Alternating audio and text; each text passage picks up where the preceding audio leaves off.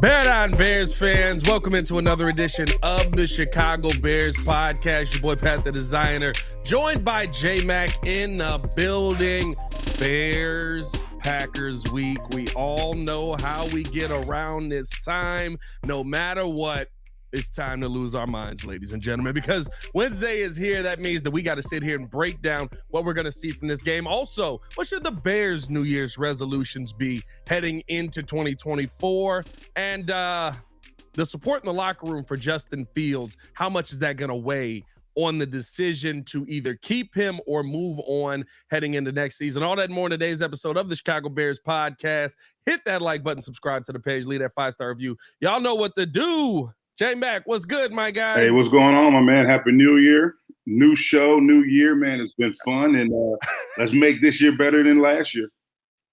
That's the goal, man. That's the goal. And listen, we head into this year with an opportunity to get start 2024 off with a win, right? Yeah. One thing we can say we didn't do in 2023 is start the season off with a win. Let's start 2024 off with a win. We got the Packers coming into town. Mm-hmm. And I think that this is going to be a very, very different kind of matchup when we look at the team that we saw week one versus what we have now on both sides. Jordan Love looks like he absolutely can play.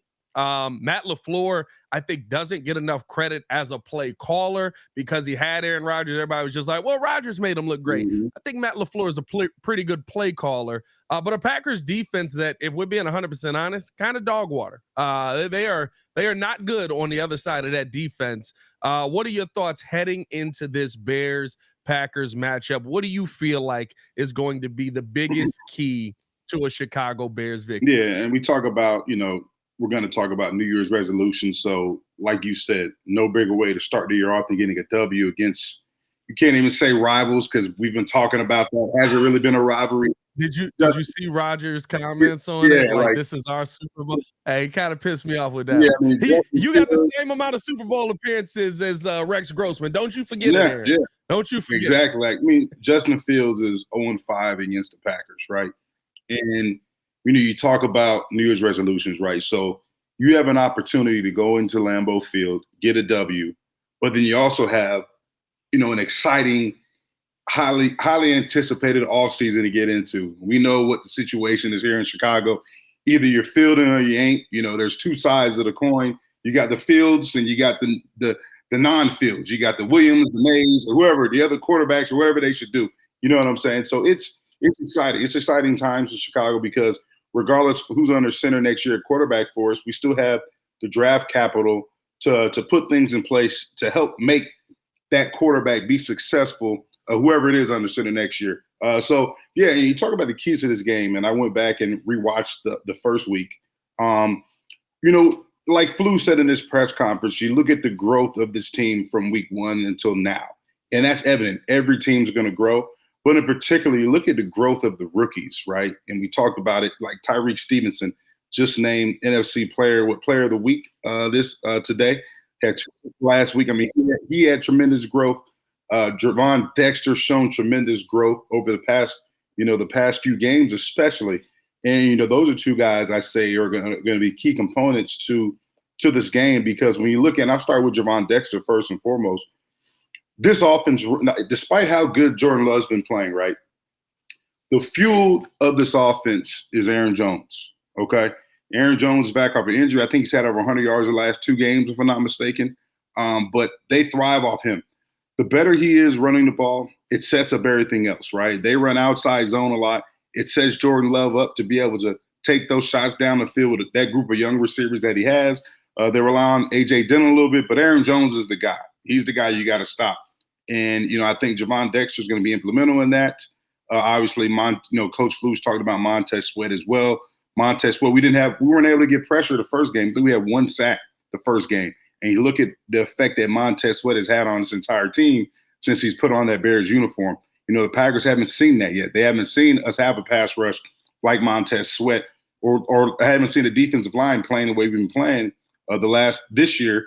The last 2 years, because we haven't had that. We weren't able to get pressure on the quarterback last year, and early on in the first game, we didn't get pressure on him either. So you're seeing a totally different defense. You're seeing a totally different dynamic in which, right, Blues talked about being able to get pressure with that front four so that way you can play coverage.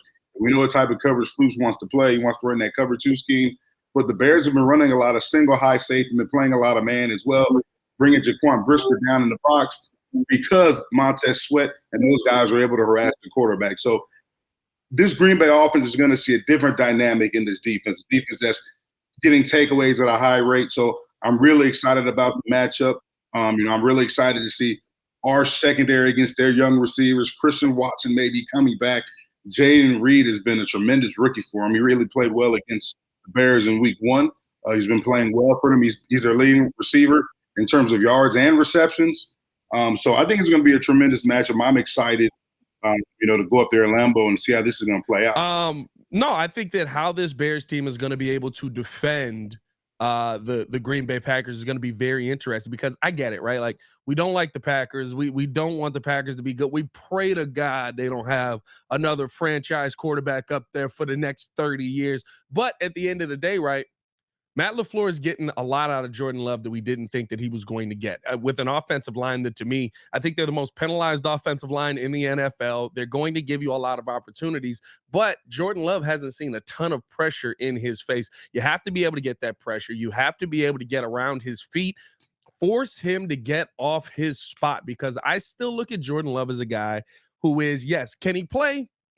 There's a level of talent that is there, but is it Aaron Rodgers talent? I don't believe so. I think very similar when I've watched some of the games, and I've been going through some of the Packers tape as well through this week, kind of reminds me of a Jared Goff style of guy, right? Like a Jared Goff style of player where the system is accentuating the things that he does really well. But in those moments where there is pressure in his face, in those moments where there are defenders getting near him, you kind of start to see him turn back into a little bit more of the pumpkin side of things versus the princess side of things, right? So, or the prince, I guess. That princess seemed that was a little disrespectful. My bad, I didn't mean it like that. It's the week. You're good. You're good. Keep it there.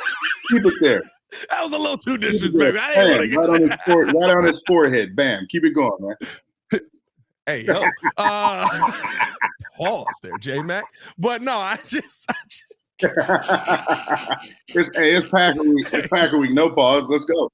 That was crazy. No pause on Packer week. That's Let's crazy, go, man. Forget the Packers. But no, I think that, listen, and of course we know what this Packers team can do with the running backs that they have. Yes. But I really do think that the Bears coming into this week, of course, the addition of Montez Sweat adds to that. But you're seeing Tyreek Stevenson now be at his best. You're seeing Javon Dexter coming off of his best game of the season. You have to keep that momentum going. And I'm gonna be honest with you, right? I don't like Flus saying this is just another game. Yeah. I've never liked that from my coaches, right? And the one thing I loved about Lovey was like, this ain't just another game, baby. This is the Packers. This is what we going up here to do. Yeah. We trying to get a win. Like, I want the mindset of my team, and maybe they do that in the locker room. Maybe it's something they do behind 100%. Closed doors. But I want the mindset of my team to be, this ain't another game. This is a game that if you win this game, first off, for the people that are in the building, if you win this game, finishing off your 3rd win in a row, right? Jobs are saved. Yeah. People are still going to be here that may not be here if you lose this game. So you want to go out there and put your best foot forward. And on top of that, you want to finally be able to say that in the Justin Fields era, you've been able to defeat the beast a little bit. Yeah. And here's the thing too, right? And, we talked about this on the post game, me, you, and Jeff, right? The percentage of us making the playoffs, right, was less than 0.1%, right? And, we were talking about all the different scenarios, and I got a little agitated because I'm like, forget all that crap. Like, forget that. Like, you know what I mean? I understand, we're praying for these scenarios to go right, for the Bears to sneak their way into the playoffs. But at the end of the day, this is a playoff game. I don't care if it's the first game of the season, middle of the season, whatever game of the season, it's always a playoff game when you line up against the Packers. The history, the tradition, everything makes it that way. You know what I mean? The stakes are high. And here's the thing, right? When you have a team, I mean, calling you out, just always putting stuff in the paper about, oh, is this a rivalry? We own them. You got Aaron Rodgers not even in a Packers uniform, still talk. Still saying that. And at the end of the day, he can talk because he has the stats and he has the wins to back it up. And as a player, right, if that does not piss you off, I don't care what Coach Flus says, right? Coach Flus is going to have his coach speak. He's got to make sure he's going to say that when he's at the mic, to the media and to us. But I guarantee you, when Flus gets in that locker room, and we've seen it even kill Flus. We haven't seen him get too high. We haven't seen him get too low all season in front of us. But at the same time, I guarantee you, at the start of practice today, he's gonna have them charged up and ready to practice. All right, they're gonna practice fast. They're gonna have to practice fast because that's how they're gonna play. So I don't care what anybody says. This is a playoff game. You get an opportunity to go up to Lambeau and to beat a team to make sure that they don't get into the playoffs. I mean, it doesn't set up any better for you. Like, there's no other way you'd want to start the new year out than to go up to Lambeau and make sure those guys are watching the playoffs. Yeah, and that's the thing, right? Like, that's how it sparks something bigger, right? Yeah. I think one of the things that really stood out to me about when you guys kind of got going on your run that year before, you finish off the season beating Brett Favre, or you taking the L to Brett Favre. The next season, you start the season beating Brett Favre. You all of a sudden we're overcoming the beast, and then all of a sudden you propel all the way to the Super Bowl from that, right? Yeah. But like those are the things that, as we finish out the season, we've continued to see Justin Fields in the offense and defense just check off boxes. Okay, this is where we want to be at this. This is where we want to be with this. Beating the Packers needs to be a box that is consistently checked, and checking off that box is kind of that mindset of, hey, maybe they're not better than us. Maybe they're not the team that always beats us. Maybe they're not the team that can always find a way to win, because there is some of that where every time you play a team, there are some teams that like Cleveland went on a losing streak versus Pittsburgh, and it would always be some kind of a fluke where it would be like, they should win this game. Right. And then Pittsburgh would come out with the win. And you'd be like, what the heck is going on? There's almost a mental stigma that sticks in the players' brains like, here we go again. I need them to be able to break that. Justin Fields 0-5 versus the Packers. Yeah. Getting a win here is the beginning of that, and I think it could be a stepping stone heading forward into whatever this next era of Chicago Bears football is, heading into 2024. Yeah, and you look at the first game, right? So you always, I'm sure they've already completely unprepared. They've already went back and watched the first game. Now here's the thing, right? The first half, finish the half is 10-6, right? Doing some good things, but look at the second half. We just imploded. I mean, the Packers made some big plays, right? Aaron Jones, he had the one-on-one. He ran the option route or angle route against T.J. Edwards for a touchdown. Fields got stripped, fumbled. They got the ball back in good field position. You also look at the interception that Justin Fields was interception. He threw an interception. They returned that for a touchdown. So the bottom just fell out the second half. But the first half, we were doing a lot of good things. We were moving the ball. We were putting ourselves – we had good field position. Then what happened? Penalty. Took us out of rhythm offensively. So you talk about the growth and maturation of this team, right? Clean up those mistakes. The defense is playing at a completely different level. So like we said all along when we started this pod, it's totally two different teams, right? It's a young team that didn't know how to win, right? And we saw that the first half of the season. Like, we were miserable doing the pod. The entire Chicago, everybody was miserable. Like, man, this team's bad. Scrap the team, just cancel the season right now and look at the narrative we have now. Like, we're excited about this last game, yes, because it's the Packers, but it's mainly because of the way this team has been playing, but the way they battle back from adversity and the way they have been, performing at a high level. So it's exciting, man. It's exciting to see, what type of team is going to go out there on Sunday, and take the field to Lambeau Field. A team that we need this win. We need this win going into the off season. We've got momentum right now in terms of draft capital and the way this team's been playing, but to put a cherry on top would be to get a win against Green Bay.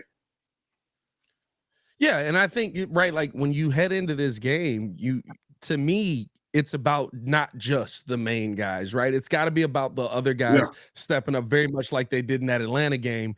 And Jordan Love, he's been very, very good with the football this year outside of a couple of games, 30 touchdowns, 11 interceptions on the season.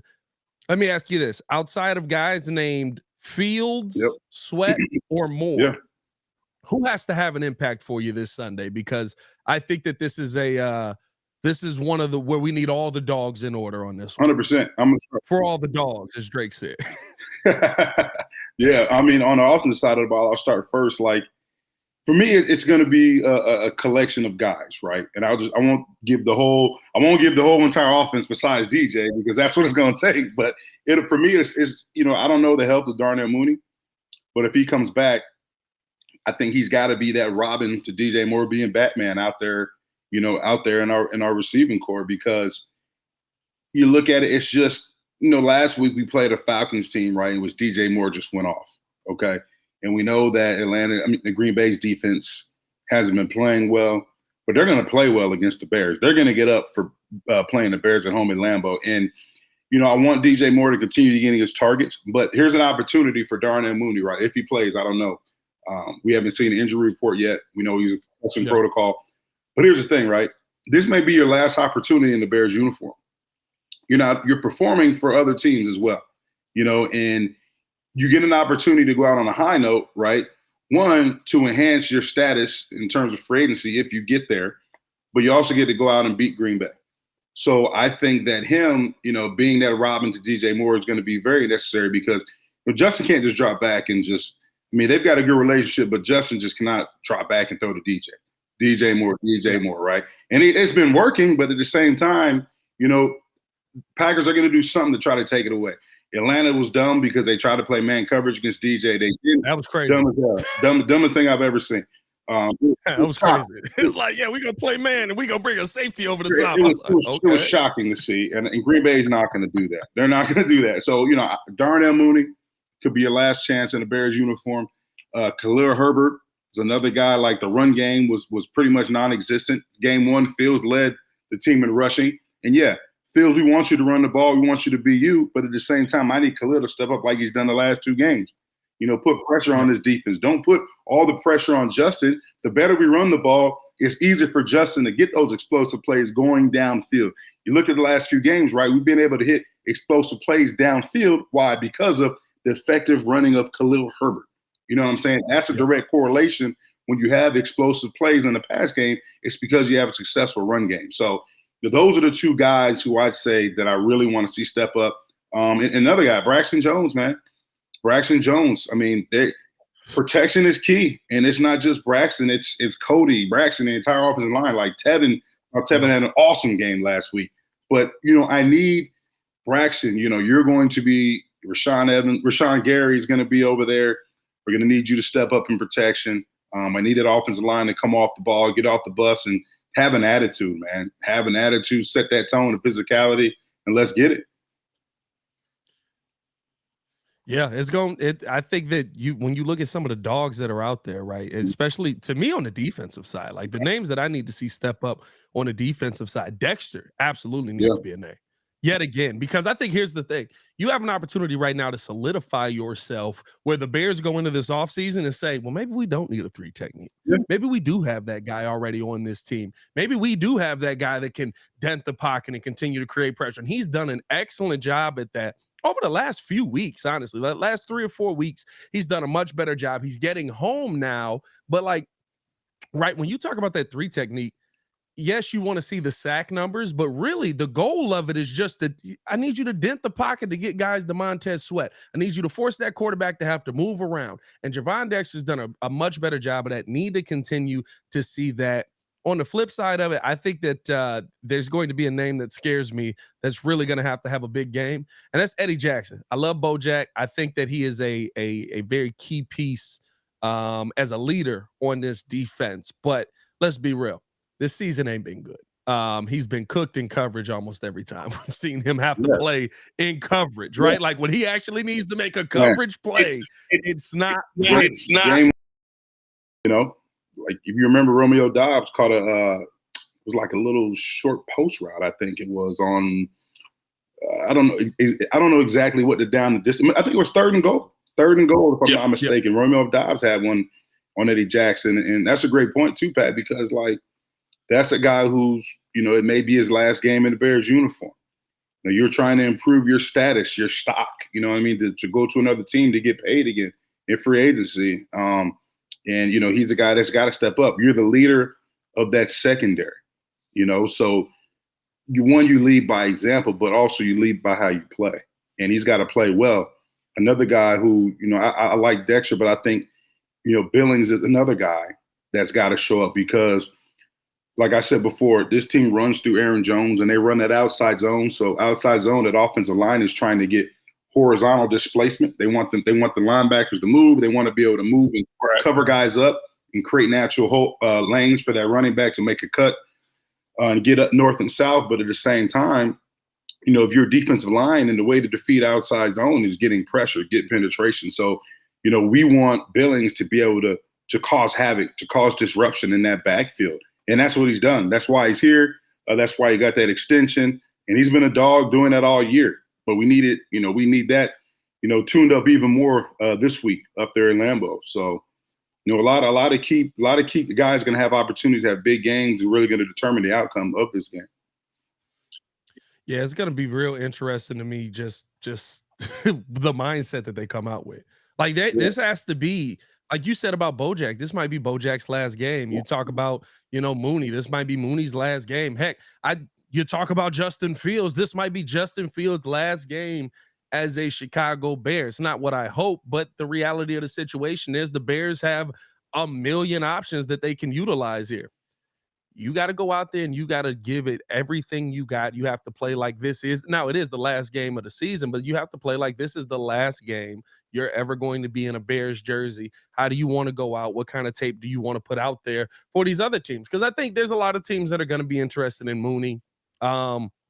I think there's a lot of teams that would be interested in the leadership of Bojack. And what's interesting about Bojack is, right, like there's a part of me, I understand that he's fallen off, but there's a part of me that's like, man, if he restructured just so he could stick around, because I do think that he's a key piece as being a leader on this team. And he's a part of the whole leadership council and all of that. But I've really always looked at him as a guy that, he kind of stabilizes some of the young guys on this defense. He allows them to be, hey, listen, don't worry about that. Don't get too big. You'll be here. Yeah. Make sure you're here. Make sure you're playing your role the right way, right? Like you always see Bojack talking to young guys on the sideline. And so I really think that is I really hope he sticks around just on I'm a veteran dude that maybe aged out a little bit. We needed another safety, but I'm a solid backup and I can make these guys tell these guys what it be and allow them to feel comfortable in their job. But if he's not here, like go out as a Chicago Bear, somebody who's seen successes here and has been a part of what is rebuilding here. Go out as a dude that's number one on top. Put it all on the line. So hopefully that is what we see from this Bears team heading into Green Bay. A win to start the year would be great.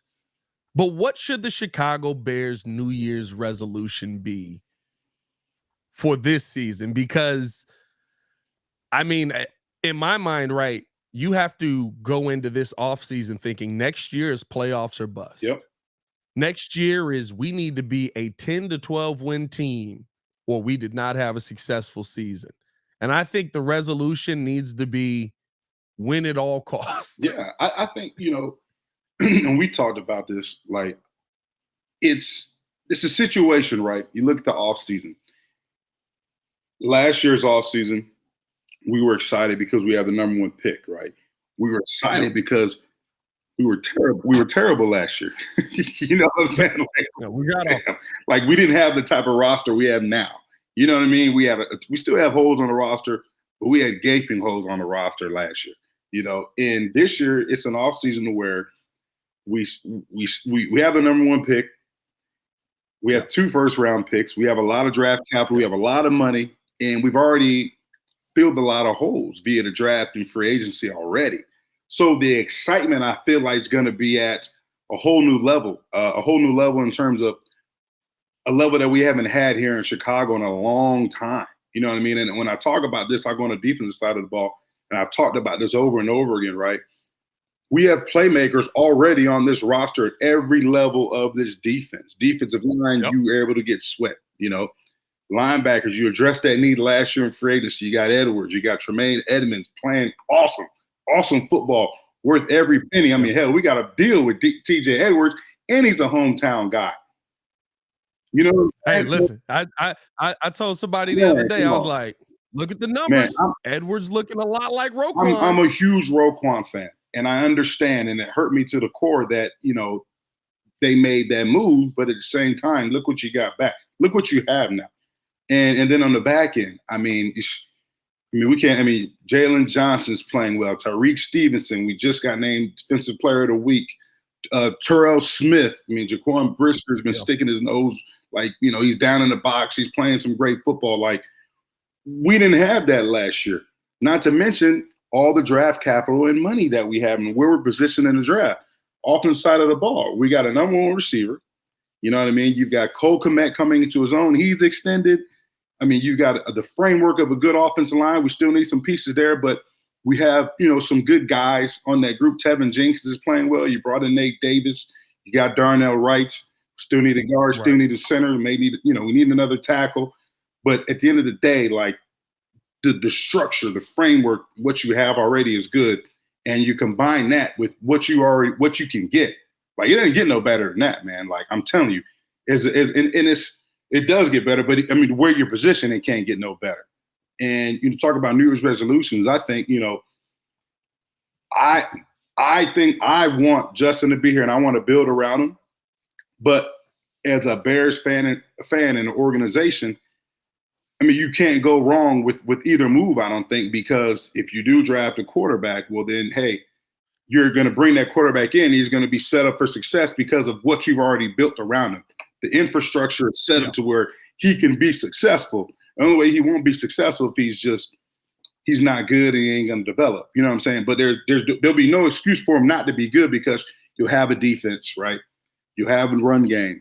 You know what I'm saying? So you'll be able to add some more pieces around him, to make him effective in the passing game. So that's the beauty of this offseason. Like, it doesn't get no better in terms of New Year's resolutions. Like, last year, this time, you told me that we're going to be set up to where we are right now. I say, damn, that's a great New Year's. That's awesome. That's a great way to start the New Year's, man. It's hilarious too, because it's really just about how we got here. Like, if we had finished the season 8-9, but we were competitive the entire season, none of us would be upset right now. It's the fact that we were just dog water in so many moments in this game, right? Like, beginning the first 3 games of the season, my God, what are we doing? Game 4, we're winning. Last few minutes of the game, how the heck did we just lose that? We were up 21 or 28-7. How did we just lose this game? Like, it's just about how the season went down, because we have an opportunity to be 8-9. We have an opportunity to finish this season out on a high note, beating your rival. You have the opportunity to go out and utilize the number 1 pick on the quarterback. You have the opportunity to utilize the number 1 pick to get more draft capital and hold on to Justin Fields. And at the end of the day, the last game to me was one of the most important games, because it not only solidified, of course, the Panthers give us the number 1 overall pick, but all of Ryan Poles' picks look good. Darnell Wright looked good. So now I got the confidence that my GM can draft. I said that my guy designed this on it's like a presidential piece over on the Breeze. Super producer Joel Holt. He said, "In Poles we trust, baby." I like that. Yeah, I mean, in Poles we trust. You got the nice lineup, the little cut. You know what I mean? Yeah, I mean, he fresh, good taper. I'm not sure why he's licking his lips. We asked that licking his question lips. over on the Breeze. What you mean he licking his lips? Because he got 2 first-round picks. What you mean he's looking at? You got 2 first-round picks. Like, dude, you got money to spend. Like, come on, I be licking my lips too, man. Like I'm going through McDonald's drive-through, man. Come on now. Hey, bro, he got the chops ready. Yeah, I mean, but it really is like, I think there's and I keep trying to. I'm big on like uniting the fan base. We always at war, right? No matter what, at the quarterback position, we're at war. It is what it is. And guess what? If they keep Justin, we're at war. If they get rid of Justin, we're at war. You know what I trust? Ryan Poles. Yeah. That's the uniting factor. That's the olive branch, because we're heading into an offseason where his first 2 off seasons have been phenomenal. Yeah. Yeah. And you look at it. They've been ridiculously good. Yeah. And you look at it like this, right? You talked about the season, right? And you gave a forecast of how the season went, right? If we don't have 3 games in which we have just complete collapses, right, in the fourth quarter, we're talking about a team, in the playoffs. Denver, the Detroit game 1, right, in Cleveland. just collapse. We probably should have lost Cleveland looking back at it. The offense was horrible in that game. I'm just saying, collapses in the fourth quarter. Yeah. You know what I mean? Like, just, Yeah. you know what I'm saying? So that's just a part of growth, right? That's just a part of a young team understanding, right, how to play four quarters. And it's easy as a young player, right? You know, you're playing well, you've dominated the game all three quarters, you let your foot off the gas, and boom, you know, you get shell shot, you get hit in the mouth, and you know, the coaches included, because they haven't had success here. Like Flus hasn't had that success, so it's human nature for you, even as a coach, right? Man, I'm about to get my first NFC North win. Like, you know what I'm saying? Like, you're going to halftime, the coach speaks good. Hey guys, keep doing what you're doing. Everything's good. Blah blah blah. You go out there and you get hit in the mouth because you don't finish. You don't keep your foot on the gas. You know what I mean? So it's that like it can't happen. But they've learned from that. They battled back from that adversity, right? And Flus has this team playing so well. And I don't care. They can talk about, oh, well, they only played the Cardinals and they played the Falcons and this and that. The way that defense is playing, the way you're getting takeaways, and the growth that we've seen from Justin, and then the connection with Justin and DJ Moore, and even I'll give Getsy credit the last few weeks. Like, the game plan has been great for Justin. You know what I'm saying? Like, we've talked about it. It's been, you know, every single week is the game plan heads or is it tails? We don't know. It's either one side or the other. It's you know, but it's been, if you look at the last few weeks, right? Justin has had success. He's looked more comfortable. Even last week, I mean, I've never seen him look more comfortable in the offense. Like, he's hitting his second and third progressions going through his reads in the passing game. You know, and then you look at the ball placement and accuracy that he had on a lot of passes. Like, I mean, he was doing his thing. I mean, he was playing free, like he said he wanted to play early on in the season. And that's just, you know, goes back to what Flus said during his press conference. From week one to now, you should see growth in the develop. You should see growth with the team, but the development is there with Justin, and not just Justin, but his entire team. Right? I think the biggest growth that we've seen with this Bears team is the belief that, hey, we can win, we can dominate, we know how to win now. It's easy to say we want to go out there and win when you've been losing. So human nature is like, oh man, I don't know if we're gonna win today. But this team, you know what I mean, Pat? Like, hey man, yeah, coach, yeah, we're gonna win, coach. Yeah, I understand, but man, we've been getting this. Hey, we ain't won one of these yet. We've been getting our ass kicked every week, man. And we've been winning and getting our ass kicked in the fourth quarter. But guess what? This team, I've been watching them in pregame warmups, man. When they get on the field, you can see that they have the belief that they can win. They know they're gonna win. And I think that's the biggest growth that we've seen in this team.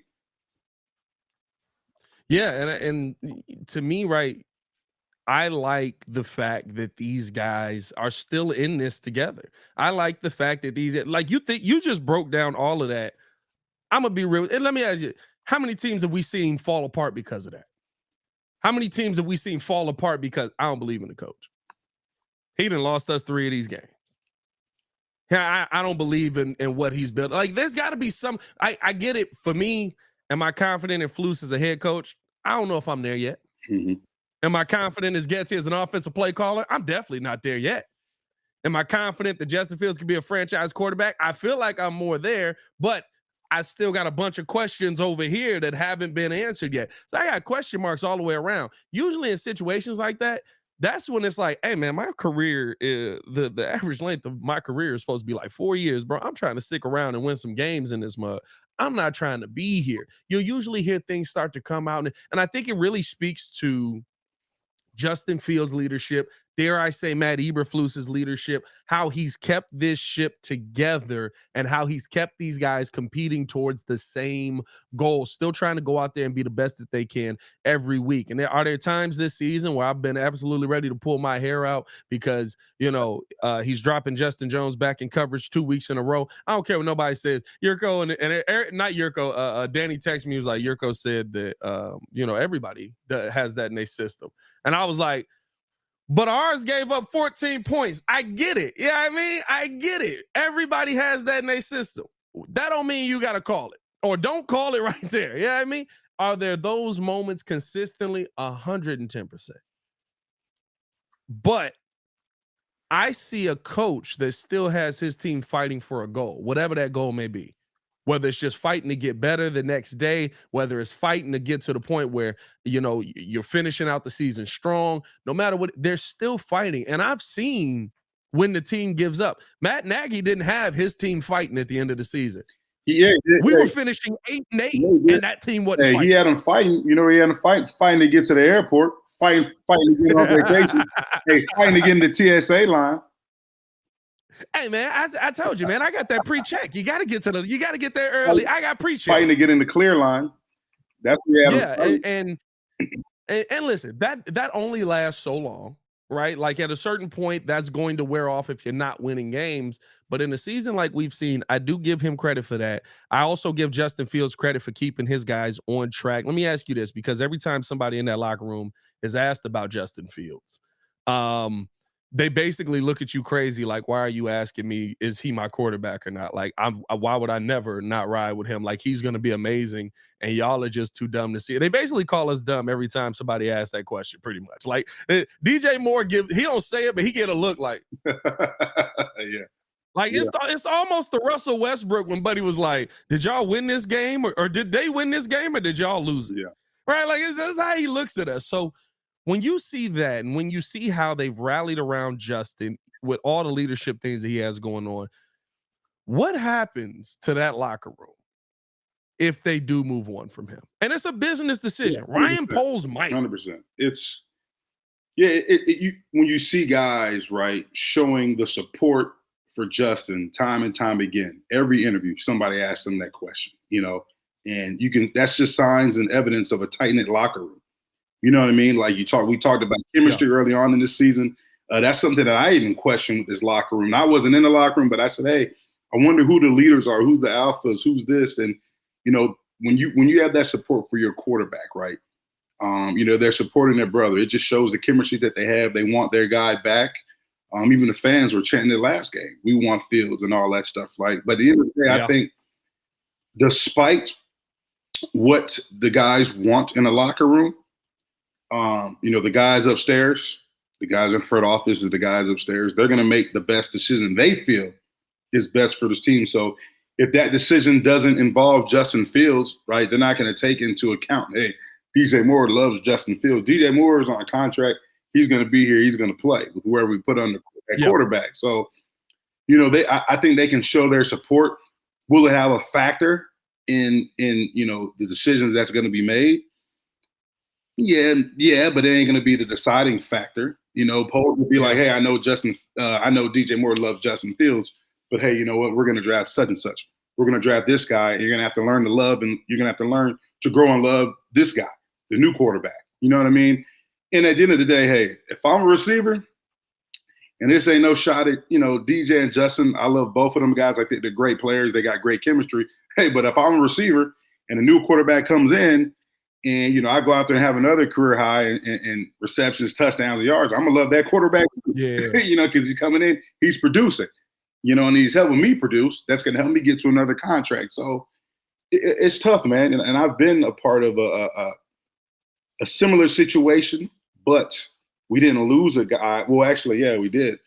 Thomas Jones, because, you know, he had Cedric was drafted here. Yeah. And then, you know, they were together for – what was it, a year, maybe a year or two? I don't know if it was 1 year, maybe 1 year. And then they traded away Thomas Jones to New York.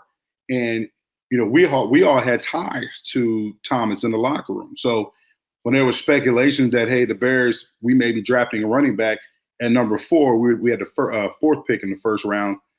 It was like, well, what do we need a running back for? You know, we got Thomas Jones coming off a 1,300-yard season. We got Adrian Peterson backing him up. Like, we've got a lot of talent at running back already. We don't need, you know, a Cedric Benson or for an offense otherwise. You know?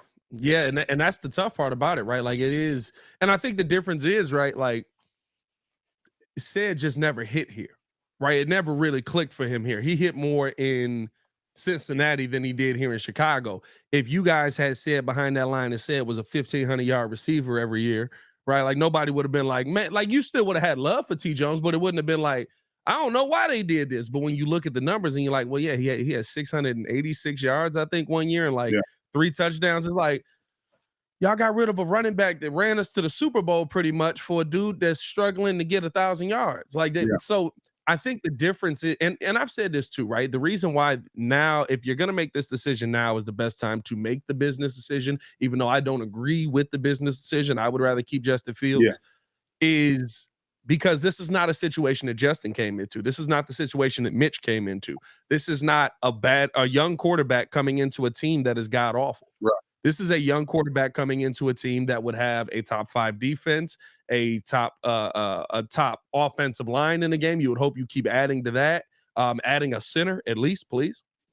But 2 pieces on that line solidified already. You would assume you're going to go out and get a left tackle as well. I think Joe Alt or Olu are going to be the 2 names that probably stand out the most.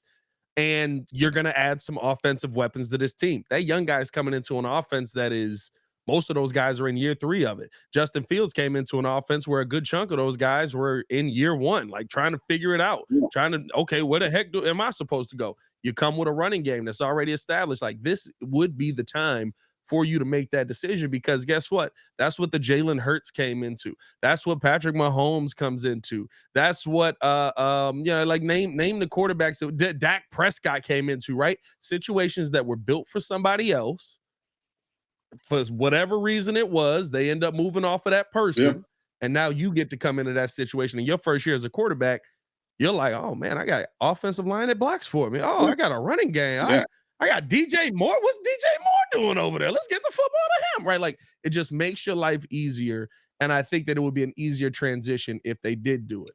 But I also think all those reasons stand for Justin Fields as well. Yeah, and you mentioned, all those factors with them getting a new quarterback and him coming into a situation that's set up for success, right? Here's another thing, a key factor to that, a key component, right?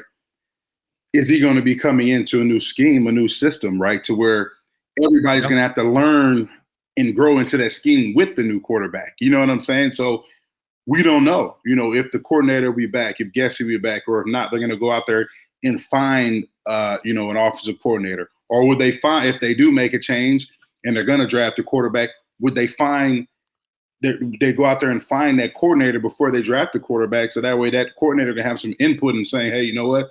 Yeah, this guy fits my system better. This guy's the perfect guy in my system. And the entire offense is going to learn this system together, grow and develop in that system. So it's like we said to start this pod, right? You really can't go wrong either way. And, I put out a tweet the other day just showing that the last number 1 overall top 10, quarterbacks that were drafted, the number 1 overall. And you look at it, it's not, the success rate isn't that great. But at the same time, that's not saying, hey, don't do it, because there is some great prospects out there. And you have a guy that's already on your team. So you can't really go wrong either way. You just got to figure out, you got to decide which way you want to go. Do I want to keep Fields and build, or do I want to get a new quarterback and still build? That list was very interesting. I'm going to see if I can find it and pull it up, because when you look at the list, it really was I think it's tough, because I looked at the decisions made on a lot of those guys. Let me see here. It's on Twitter. Don't worry, I don't have a Jason, or not Jason. I don't have what's up, boy, that put his his whole Twitter out there, or his whole ESPN search history out there, whatever it was. He was wilding the other day. But, let me see. But you look at this here, right? Yeah. Follow J Mack at J Mack 37. Top 10 quarterbacks: Bryce Young, Trevor Lawrence, Joe Burrow, Kyler Murray, Baker Mayfield, Jared Goff, Jameis Winston, Andrew Luck, Cam Newton, Sam Bradford. Yeah. Bradford, gross. Newton, hit. Luck, hit, but got hit too much. Hit and quit. Hit and quit, right? Winston, Jameis Winston, to me, that's a miss. That's a miss, right? Like, that's a miss, bro. He ain't, remember he was talking about. Jameis had a bad situation around him, though. But that is a miss, right? He had at the end of it, he had the Tom Brady situation. He threw too many interceptions. Yeah. That's tough. Goff, hit, kind of a hit. Is he? I mean, hey, he leaned Detroit when he got in the right. Yeah, he's in the right situation. Baker, hit-ish. Baker, you know what I mean? Like Kyler Murray. Kyler Murray to me is a hit. I just think he's a knucklehead. Yeah, I mean, like I think Kyler Murray and Jay Cutler share a lot of qualities. Unfortunately, one of them is not height. Yeah. I think Kyler Murray is an excellent talent. Yeah. I think that as a leader, a lot of people kind of look at him and be like, I don't want you as my franchise quarterback because I don't view you as a leader on this team. Yeah. Joe Burrow hit, Trevor Lawrence, right, up in the air. I don't know. And Bryce Young is in a horrible situation. But the reason I want to pull that up was I look at three of the guys on that list. I would say Jared Goff, Baker Mayfield, and Bryce Young. And has it looked great the entire time? No. Yeah. But it also speaks to when these guys got with a coach that was like, hey, I'm gonna sit here and I'm gonna let you do what you do, and I'm gonna accentuate the things that you do well. Like Baker hasn't been, oh my God, great, but he has looked like a good quarterback in this NFL. He has looked like a quarterback that all of a sudden they're accentuating some of the things that he can do. Jared Goff was an MVP conversation for most of this season because Ben Johnson looked at him and was like, oh man, you just got to get to this point. Once you get here, you'll be fine. Yeah. And then all of a sudden he turned into a quarterback where when Amon-Ra St. Brown isn't on the field, he still looks like a good quarterback, right? Like there are those moments to me where I look at Justin and say, and it's the part that irritates me the most about everybody. Let him go because when he finds the right coach, he'll be great. What? Yeah, and that's why can't we find the right coach? Right, and I want the right coach. And that list just shows you, right? Like we're talking about how you can't go wrong regardless of what decision you make because of what we have in place here in Chicago. You look at that list, like you mentioned, Pat. A lot of those guys didn't have anything in place. And look at Bryce Young, poor Bryce Young. Oh my God, poor Bryce Young. I mean, but Bryce Young. You talk about Jameis, you know what I mean? When these guys came out, like Sam Bradford, like they didn't have the structure, right? Jared Goff, the reason why he's so good in Detroit because he has a running game. You have a solid running game, so the pressure is not on you and your arm to beat a defense week in and week out. You can rely on that running game to help take the pressure off of you as a quarterback. Like that's why Goff is now successful, right?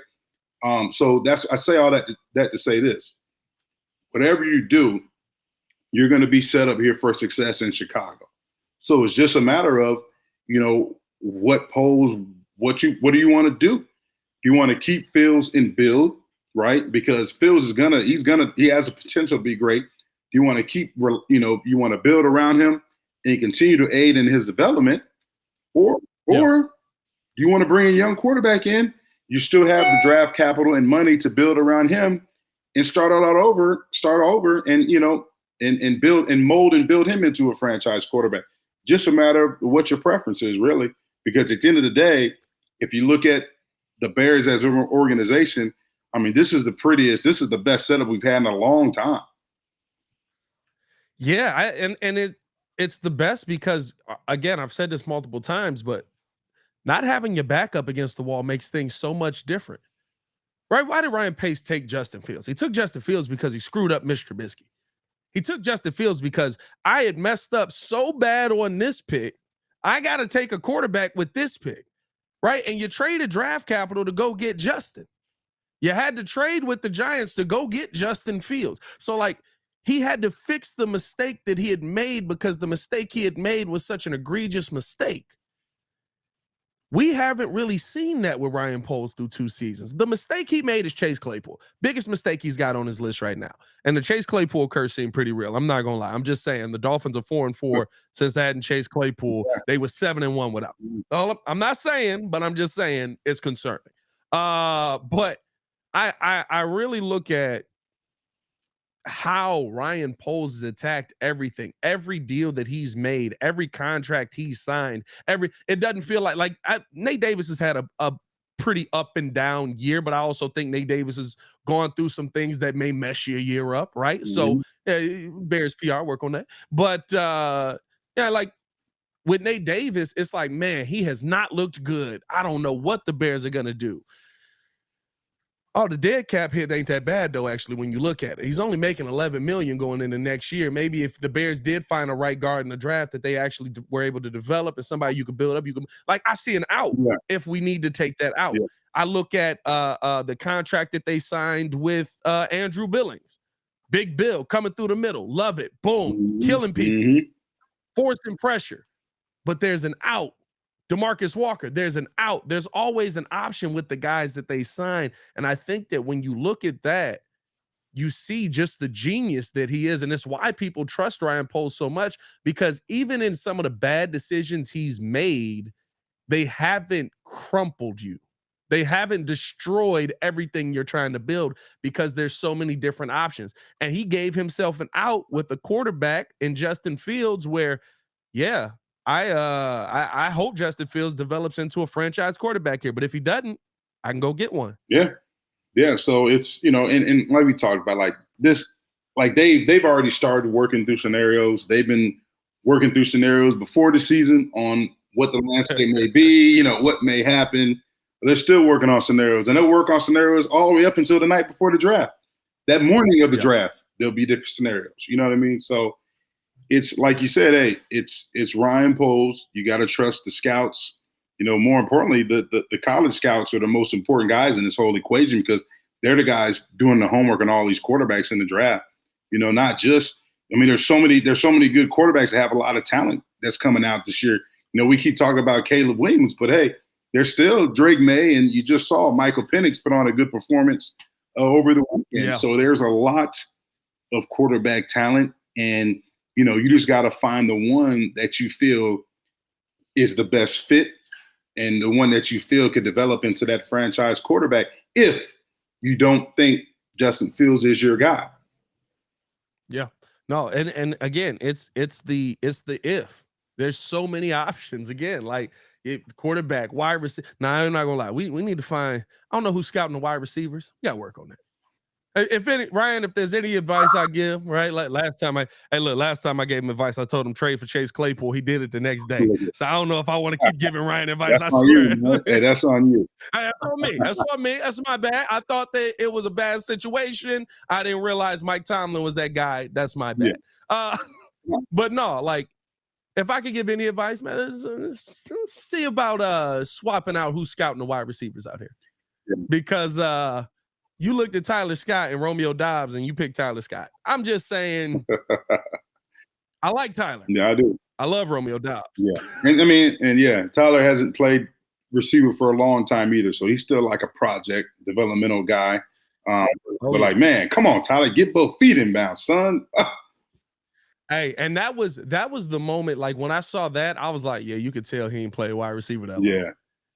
Because like he just like the one leg just way up in the air. I was like, you got to work with DJ a ton, bro. You gotta be working with DJ on toe tap and all, because DJ Moore be getting 4 or 5 feet in on passes that literally hit 3 yards out of bounds. Be like, how'd you do that? With less space. I mean, the one he caught in the first touchdown pass he caught from Justin in the back of the end zone was like, man, there's no room. There's no room, man. Hey, somebody was trying to be like, when I looked at it, my guy was like, oh, I think he's out of bounds. I was like, that's DJ Moore. Ain't no way he was out of bounds. And you see it, and it's like he's in the corner and it's 1-2 drag. It's like, all right, bro, like this dude is just ridiculous, bro. Hey, listen, I hate to tell you this, Tyler. Who did it? Didn't somebody take ballet classes to work on their feet? Wasn't that Randy Moss? Well, Kyler Gordon was like, I think he was in like. Oh, Gordon did that. Yeah, too? Kyler Gordon was in that. I'm not sure. But then he grew up a dancer though, didn't he? Don't his mom or something dance like that? Something like that. It was he did something like that, man. But I mean, and there's another guy we didn't even talk about. He's going to be a key component this week too, with Jane Reed in the slot, and those two had a good matchup in week 1. That's going to be a good matchup. That's one you definitely want to highlight. Who's going to win that matchup? Jaden Reed and Kyler Gordon. Jaden Reed's a great young receiver, and Kyler Gordon's developing into one of the better nickelbacks in this league. So I'm excited to watch that matchup as well. No, for sure. It's going to be a fun one this Sunday versus Green Bay. J Mack, before we let you go, man, what are your prediction for this game? Do the Bears get a win versus that team up north and split. I mean, realistically, in the second half of the season, we would have beat all our divisional opponents if they get a win. Yeah, I'm going to say Bears 31, Packers 28. I think it's going to be a close ball game. I just love the way they were playing, these past few games. I love the way this defense is playing. Justin Fields, he's risen to the occasion. He knows there's pressure in determining his future here in Chicago. He's got a future, but whether that future is going to be here in Chicago, Khalil Herbert is running great. I'm excited. I think the Bears can pull this one out. Yeah, I think it's going to be a little more dominant than that. I'm not going to lie to you. And this is not me sipping the Kool-Aid. This is me looking at how this Bears defense has come out and played. I guess that's me sipping the Kool-Aid a little bit. But I really believe this defense has finally found its footsteps, its footing, and its stride. I got the Bears winning this one 30-19. I love it. I think that they come out and they play a heck of a defensive game. I'm gonna say, let me say 2 takeaways in this game. They finished out the season with 2 more takeaways, both interceptions, and there's a large fumble that doesn't become a takeaway, but it puts the Packers in like a 3rd and 26. So I'm going all in on the Bears on this one, man. I think that this is a statement game for this team. And listen, if they don't get it, we know how Chicago is. War. Yeah. Oh yeah. We go to war. Oh yeah. Oh yeah. we marching on Hallis Hall. That's all I'm saying. It's a huge game, man. It's going to be exciting, man. It's the perfect setup to cap off an up and down season. But hey, there's nothing like beating Green Bay. Nothing like beating Green Bay, especially going into the offseason. Man. Ain't nothing like it. And the opportunity for them to have the same record as you. Yeah. You all finish out the season 8-9, and we all just look at each other all off season and just be like, yeah, who's really better? We'll see. You know what I mean? There's a lot of opportunity here. Let's keep this thing going. Appreciate you guys for tuning in and showing love as always. Hit that like button, subscribe to the page, leave a 5-star review. Y'all know what to do. As always, it's your boy Pat the Designer for Jason McKie. Y'all stay safe out there, Chicago. Big Bear Don. Let's go get this dub versus that team up north. Peace.